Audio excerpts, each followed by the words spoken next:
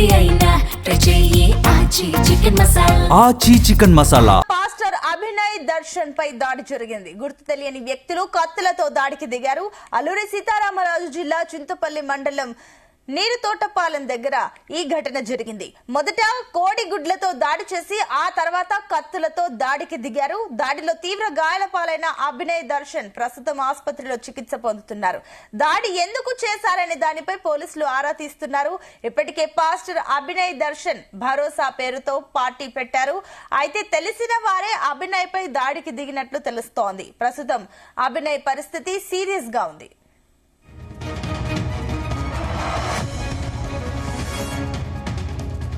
ఇదే అంశానికి సంబంధించి మరిన్ని డీటెయిల్స్ మా కరెస్పాండెంట్ చంద్రశేఖర్ అందిస్తారు. చంద్రశేఖర్.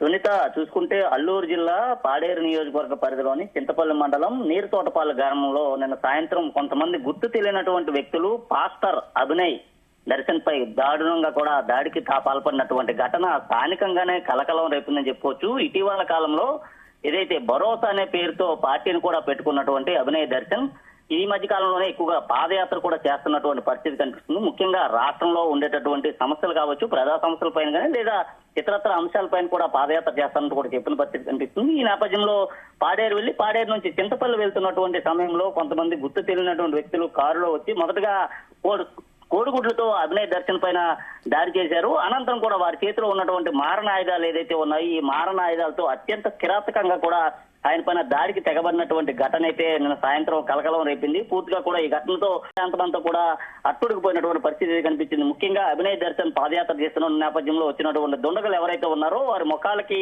మాస్కులు వేసుకుని వారి ముఖాలు ఎవరికి కూడా తెలియకుండానే ఆ ప్రాంతానికి చేరుకోవడం జరిగింది. మొదటగా అభినయ్ దర్శన్ పైన దాడి చేయడంతో పాటు అనంతరం కత్తులతో కూడా దాడి చేసి తీవ్ర గాయాలు పాలు చేసినటువంటి ఘటన అయితే ఒక్కసారిగా అక్కడ ఉన్నటువంటి ప్రాంతంలో ఒక్కసారిగా ఉలిక్కి పడినటువంటి పరిస్థితి కనిపించిందని చెప్పుకోవచ్చు. ముఖ్యంగా కూడా అభినయ్ దర్శన్ ఇటీవల కాలంలో భరోసా పార్టీ పెట్టిన తర్వాత కొంతమంది ఆయన పైన కక్ష పెంచుకున్నట్లుగా తెలుస్తుంది. ఈ నేపథ్యంలో ఆయనకు తెలిసిన వారు ఈ దాడికి పాల్పడ ఉండొచ్చు అనేసి పలువురు అయితే భావిస్తున్నటువంటి పరిస్థితి ఉంది. ఈ నేపథ్యంలో ఆయన పైన దాడికి తెగబడుతున్న నేపథ్యంలో అక్కడ ఉన్నటువంటి గిరిజనులు ఎవరైతే ఉన్నారో గిరిజనులంతా కూడా హుటాహుటిన ఆ ప్రాంతానికి చేరుకోవడంతో దాడి చేసినటువంటి వ్యక్తులు ఏదైతే కారులో వచ్చారో ఆ కారులోనే మరలా కూడా తిరిగి పారిపోయినటువంటి పరిస్థితి కనిపించింది. తీవ్ర గాయాల పాలైనటువంటి అభినయ్ దర్శన్ స్థానిక హాస్పిటల్కి తరలించారు. అక్కడ నుంచి పూర్తిగా కూడా ఆయన పరిస్థితి తీవ్రంగా ఉండడంతో అక్కడ నుంచి వేరే హాస్పిటల్కి తరలించినటువంటి పరిస్థితి కనిపించింది. ప్రస్తుతం ఆసుపత్రిలో ఆయన తీవ్ర గాయాలతో కూడా చికిత్స పొందుతున్న పరిస్థితి ఉంది. ఆయన పరిస్థితి కూడా ఆందోళనకరంగా ఉన్నట్లు కూడా క్రైస్తవ సంఘాలన్నీ కూడా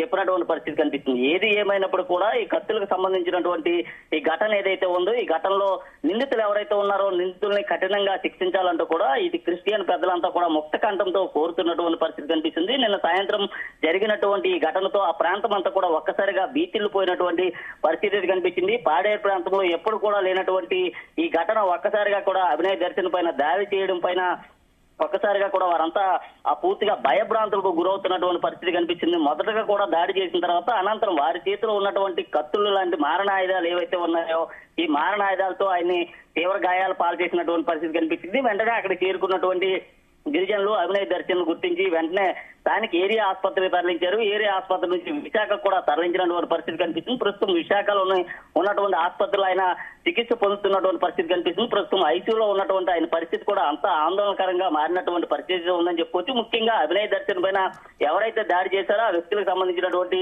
డీటెయిల్స్ ఇంకా కూడా తెలియరావాల్సినటువంటి పరిస్థితి ఉంది. ముఖ్యంగా ఈ ఘటనకు సంబంధించి అక్కడ ఉన్నటువంటి పోలీసులు కేసు నమోదు చేసి దర్యాప్తు చేస్తున్నటువంటి పరిస్థితి కనిపిస్తుంది. ఒకవైపు క్రిస్టియానిటీకి సంబంధించినటువంటి ఆ బాధలు ఏవైతే ఉన్నాయో అవన్నీ చేస్తూ కూడా పూర్తిగా కూడా అభినయ్ దర్శన్ ఆ పార్టీ పెట్టిన తర్వాత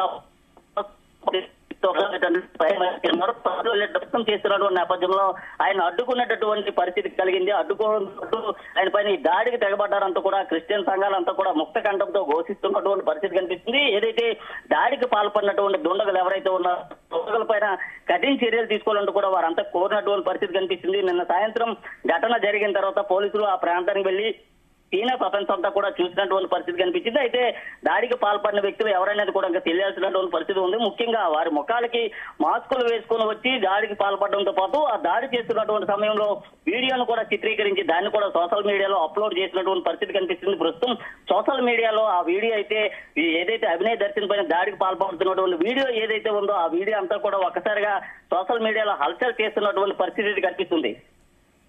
రైట్, థ్యాంక్ యూ చంద్రశేఖర్.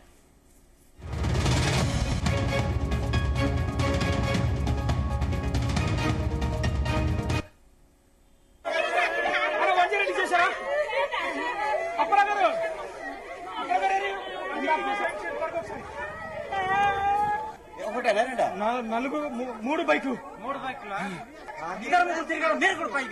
ఉన్నా ఉరికిచ్చారు, గుట్లు కొట్టారు.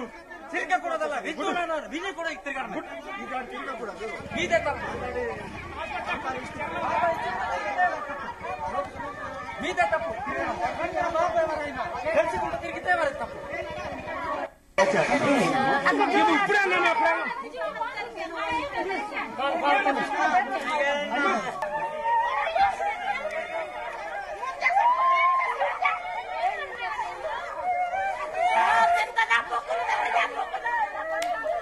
పాస్టర్ అభినయ్ దర్శన్ పై దాడి జరిగింది. గుర్తు తెలియని వ్యక్తులు కత్తులతో దాడికి దిగారు. అల్లూరి సీతారామరాజు జిల్లా చింతపల్లి మండలం నీరుతోటపాలెం దగ్గర ఈ ఘటన జరిగింది. మొదట కోడిగుడ్లతో దాడి చేసి ఆ తర్వాత కత్తులతో దాడికి దిగారు. దాడిలో తీవ్ర గాయాల పాలైన అభినయ్ దర్శన్ ప్రస్తుతం ఆసుపత్రిలో చికిత్స పొందుతున్నారు. దాడి ఎందుకు చేశారనే దానిపై పోలీసులు ఆరా తీస్తున్నారు. ఇప్పటికే పాస్టర్ అభినయ్ దర్శన్ భరోసా పేరుతో పార్టీ పెట్టారు. అయితే తెలిసిన వారే అభినయ్ పై దాడికి దిగినట్లు తెలుస్తోంది. ప్రస్తుతం అభినయ్ పరిస్థితి సీరియస్ గా ఉంది.